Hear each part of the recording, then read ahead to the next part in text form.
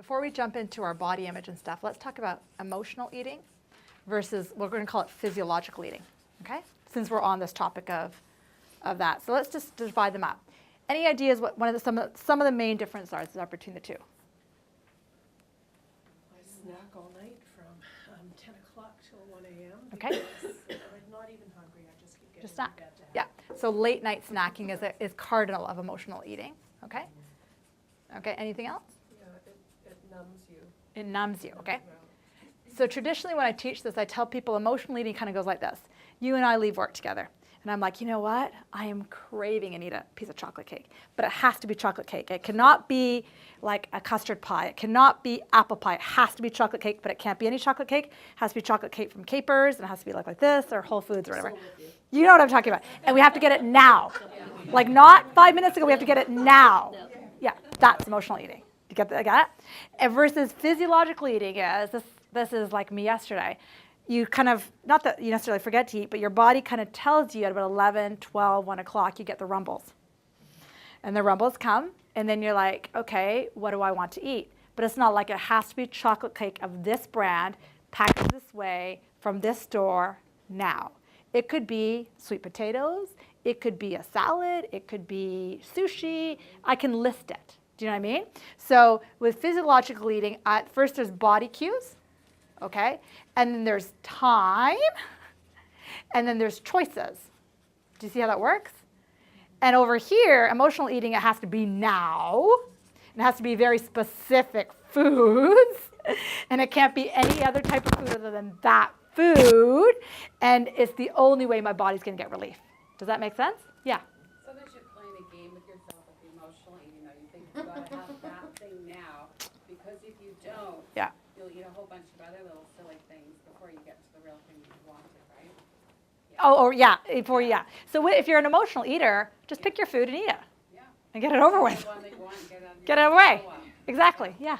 For me, sometimes it's just eating whatever, like Right. eating everything. Okay, That's and available. yeah, and usually it's one thing that you, like you were just saying, like Janice was just saying, it may be that. More commonly, it's I want that, but I'm going to eat everything before I get there. Yeah. You know, because I'm not necessarily right. Or it could be that. So you eat whatever's covered. Right. Yeah, go ahead. Plus, I eat a huge serving, and I make something, I think, oh, that's going to be leftovers for lunch, but then I go back and eat more. Right. So eat Leftovers. huge. Yeah. And since a teenager and child, I just stuffed it. Right. Stuffed it until the stomach hurt. And so we're going to get into emotional eating and emotions in just a second. So yeah, it varies. So that's one of the big differences between emotional and physical eating is got to eat it now, got to be a specific food, versus physiological feeding is we're listening to our body, and it's the rumbles, and it doesn't matter what the choice is. Does that make sense? Because for me, I know it's morning, I have to eat. I know it's noon, I have to have lunch. Right. I know it's night, I have to have, even if I'm not hungry. So that is a bit of emotional eating. It's Versus physiological is you would just wait until your body tells you. And that's where most people have veered away from. Are any of you around kids ever? Like children? Yeah. And do they? Completely. I know. But kids are classic physiological eaters. Our son, are you hungry? No. Are you hungry? No. Are you hungry? No. And we'll put food in front of him because we're eating. And they just like pick away. And then 20 minutes later, you've cleaned the kitchen. I'm hungry. And you're just like, what? Did that happen to you? You're like, what? And you're like, don't you know we just ate half an hour ago? And then they're like, but my stomach is hungry now and it wasn't hungry then. I'm like, you know? It's totally opposite for my son too. He wakes up and he'll have like 3 breakfasts. Yeah.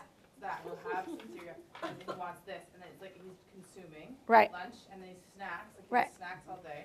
And then dinner he eats like a bird. He'll have like 5 bites. It's like I'm hungry, I'm fine. That's what my, He goes to sleep. So it's like he starts way up here Yeah. and then through the day decreases. Whereas I'm like totally the opposite. Yeah. Like 10 o'clock, 11 Yeah. at night. I'm like rummaging in the cupboard. and my son is exactly the same way as yours is. And it's interesting because then you're like, okay, family dinner.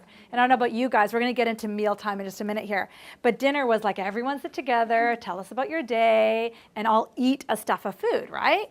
But if you're around that family, you know, but the point that I'm trying to make is kids listen to their bodies. They listen to their hunger cues. And if you even remember one thing, I think this is one of the biggest pieces, that listen to your body cues. If your body is hungry, eat. And if it's not eating, you're probably eating over here.